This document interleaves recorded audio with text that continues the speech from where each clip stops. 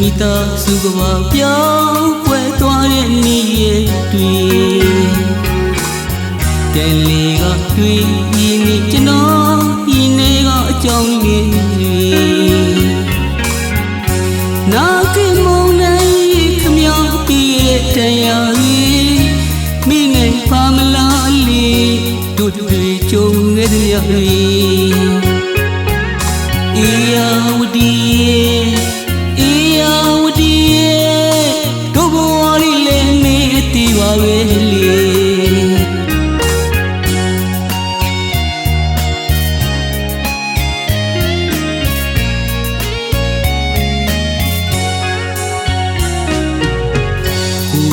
မိသားစုကဘာပြောင်းကွယ်သွားတဲ့နေ့ရဲ့တွေ့တယ်လေကတွေ့ဒီနေ့ကျွန်တော်ဒီနေ့ကအကြောင်းလေးနာကိမုံနိုင်ခမယောပြည့်တဲ့တရားကြီးမိနေဖာမလားလေးတို့တွေကြုံခဲ့တဲ့ရည်အေယာဝတီအေယာဝတီတို့ဘဝလေးလည်းမေးတည်ပါပဲလေ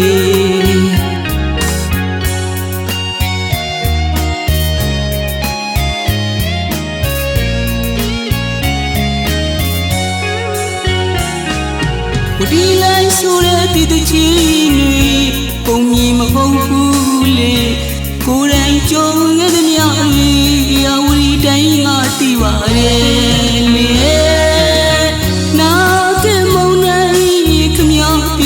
တရားရီ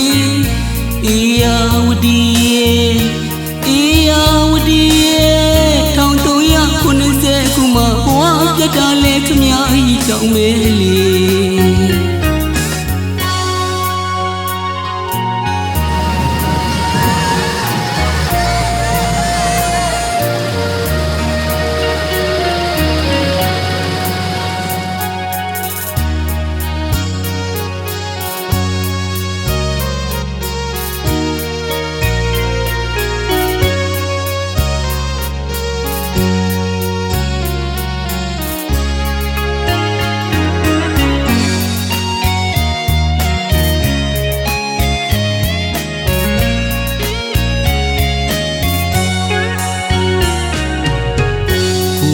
မိသားစုကဘာပြောင်းကွယ်သွားတဲ့နေ့ရဲ့တွေ့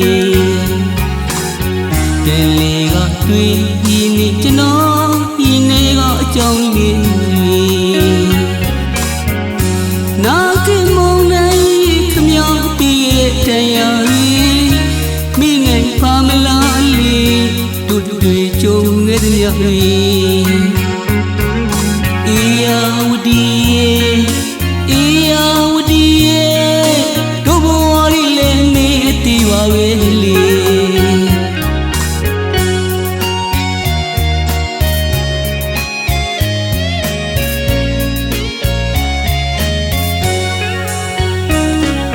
ဝတီလိုက်ဆိုတဲ့ဒီတချီတွေပုံမြင်မဟုတ်ဘူးလေ